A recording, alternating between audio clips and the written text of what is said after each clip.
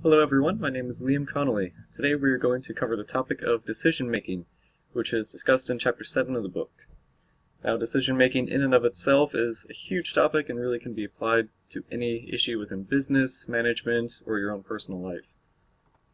And with this, we're going to focus on the following article titled, Amazon is right that disagreement results in better decisions, and we're going to find out why.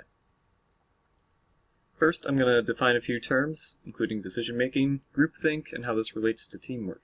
This is important when we discuss the article about disagreeing and committing, which is Amazon's policy. Finally, we'll apply these concepts of disagreement and criticism and leave it open-ended for some questions for discussion. We are all aware of what decision-making is. As described in the book and lecture, we focus on non-programmed decision-making, which involves critical thinking and outcomes that may be unknown. So let's take a look at the decision-making process. I would like to focus on the last step here, which is learn from feedback.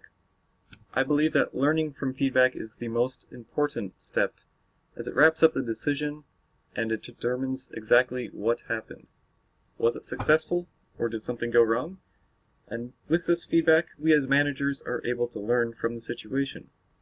Amazon has done exactly this in analyzing better decisions. Our next term is groupthink, which is defined in the book, so I'll just quickly cover this topic. And it starts with, as you guessed, a group.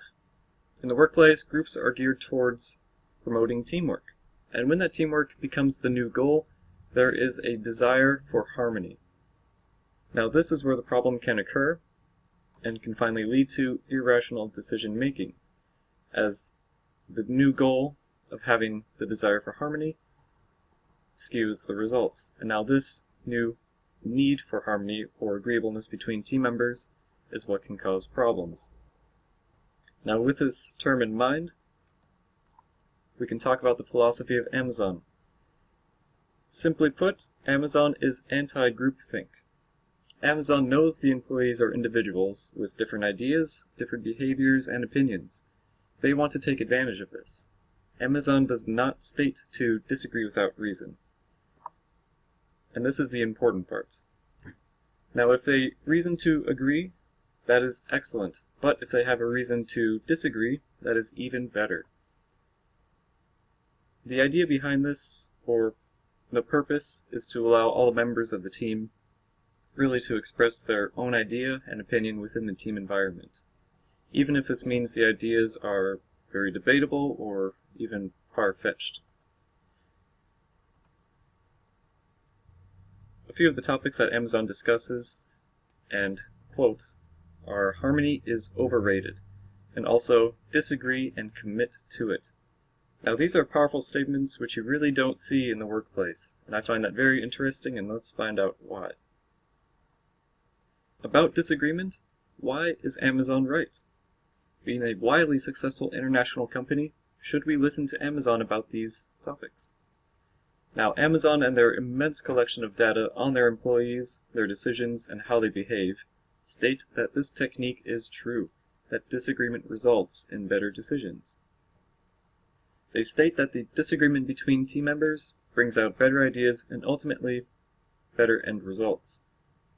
Now, if you don't agree with your employees or your manager or your team, you have to express it, but express it professionally. Because ultimately, the team is towards the same goal. However, the means to get there can differ. Now, in the article, they describe Amazon as a wise company. Wise companies can do both well and good. They do well because they take full advantage of the ideas and imagination of those who work for them. The employees, the managers, the team. They do good because they never embarrass or humiliate their own people. And with that, the employees must be treated with respect. With this statement, Amazon discourages the typical hierarchy of the workplace. They believe that constructive criticism should go both ways between employees and managers of the company. Keyword here is constructive, of course.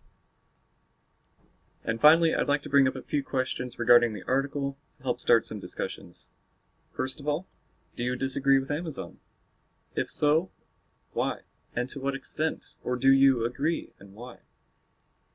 What are the challenges with disagreeing in the workplace? Now, as a manager, how do you work towards and promote honest and constructive criticism in the workplace? And do you think this leads to better decisions and better end results in teams? What do you think of the manager's role in an effective decision-making process within a group or team? And finally, as an optional statement, you can provide an example or story that you experienced in the workplace, being good or bad, and relating to the topic of decision-making. Thank you for your time, and I look forward to the discussions on Blackboard.